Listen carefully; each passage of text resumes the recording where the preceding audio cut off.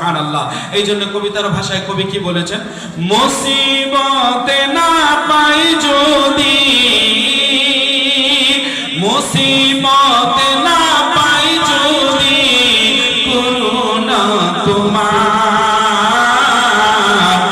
কবরে হাসরে কি হবে আমার, কবরে হাসরে কি হবে আমার।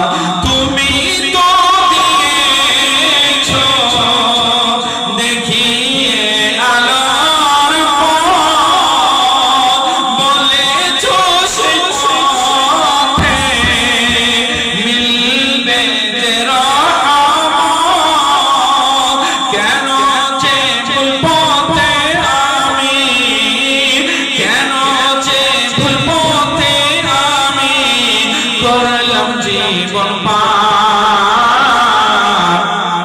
কবর